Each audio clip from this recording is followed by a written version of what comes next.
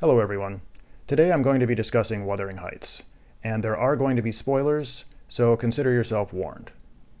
I was going to do a sort of literary analysis, but I think instead I'm going to opt for more of a basic review or reaction to the book, and I'm going to do that because I didn't really care for Wuthering Heights. Don't get me wrong, it's a brilliant book, it has absolutely beautiful prose, and its place in the Western canon is well deserved, but I didn't like the characters, and it's hard to get into a book where you dislike almost all the characters. And I also didn't really like the story. It just feels like most of the main characters were very nasty to each other, and if they had a chance to be cruel to one another, they took that chance. I think I read somewhere that people either absolutely love Wuthering Heights or they absolutely hate it. And I wouldn't say I hate it, not the way some of the characters seem to hate each other in the book, but I definitely didn't like it. To me, Wuthering Heights is a story that is sort of a fatalistic romance about tortured love between two people who love each other in very selfish ways that are poisonous to each other and everyone around them. But their nastiness is ultimately redeemed by the power of their love. Their love is so strong that it transcends all their awfulness, and even once they're dead, death cannot silence it, and their souls are reunited in death, and they wander the night together forever.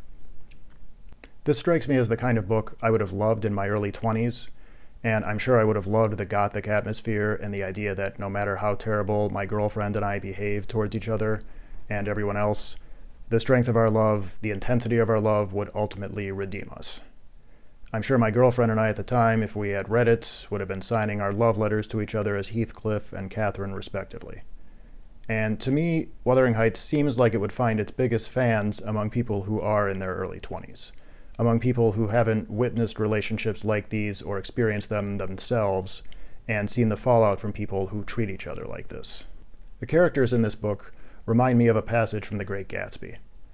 I couldn't forgive him or like him, but I saw what he had done was, to him, entirely justified.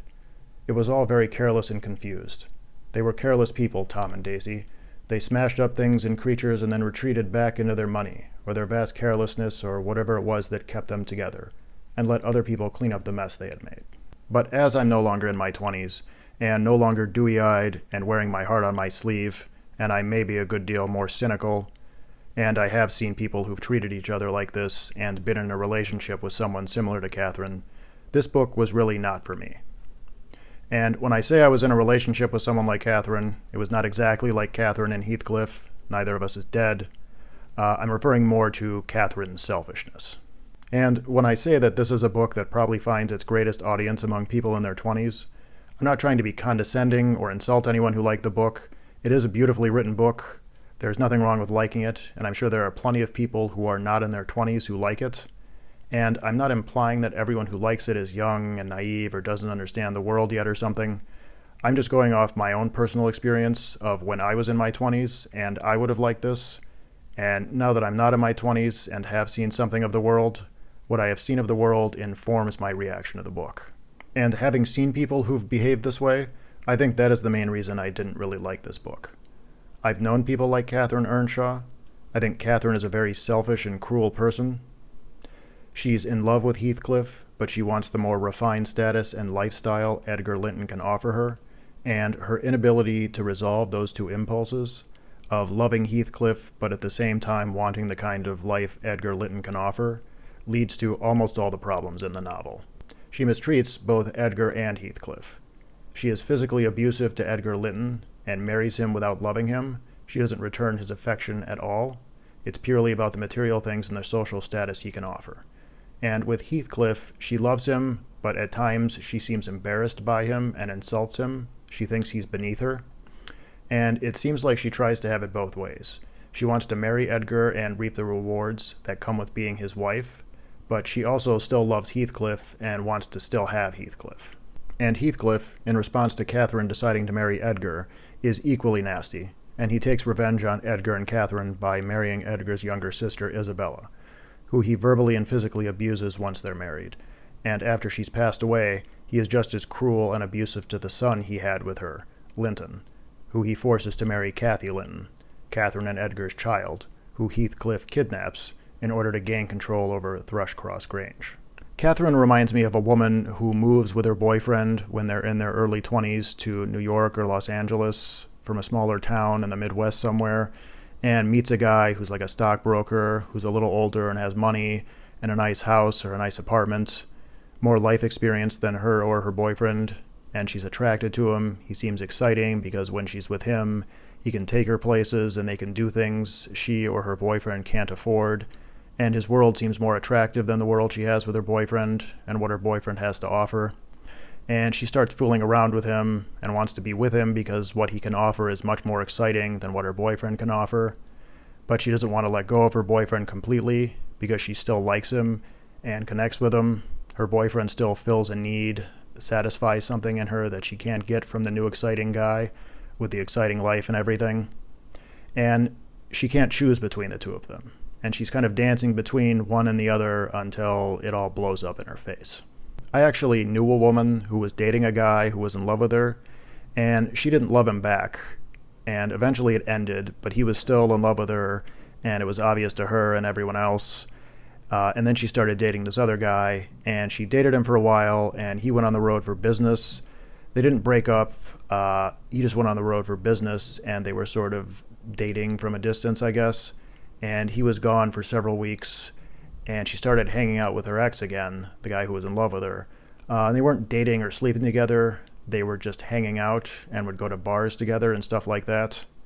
And I noticed that they were getting pretty touchy with each other, and I could see where it was headed. And one day she said to me, I don't know how he's going to take it, he being her ex.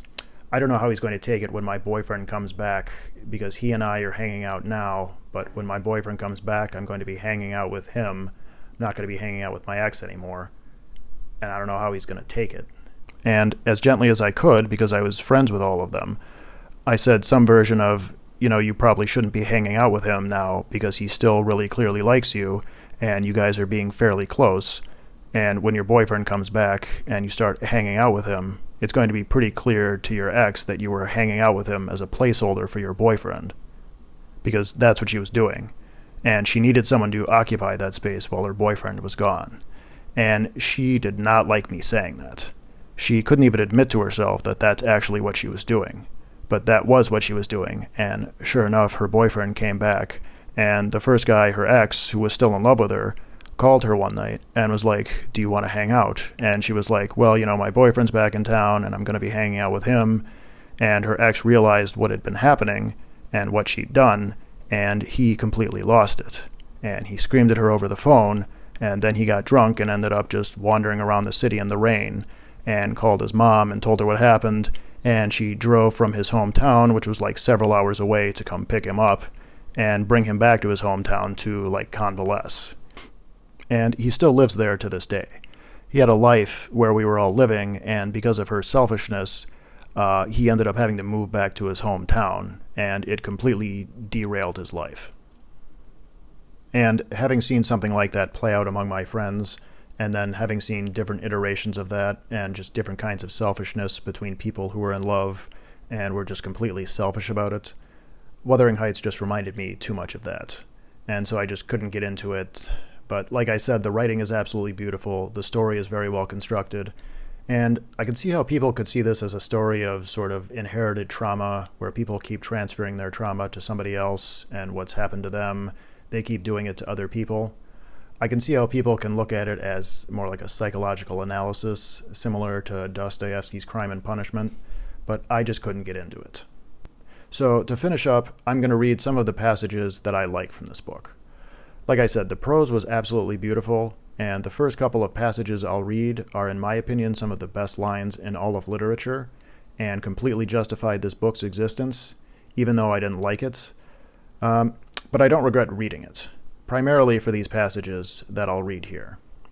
The first one here is probably, in my opinion, the best line in all of the Bronte books. Thanks for watching.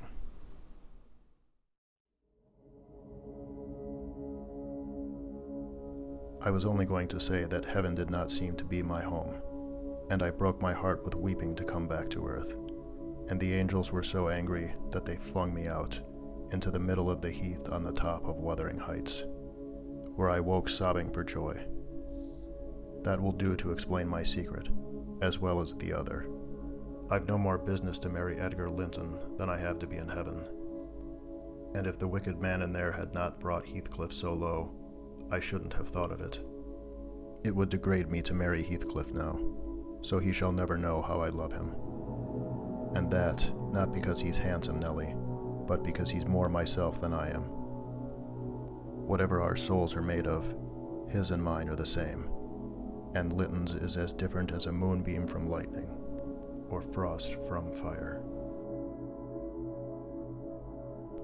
I cannot express it, but surely you and everybody have a notion that there is, or should be, an existence of yours beyond you.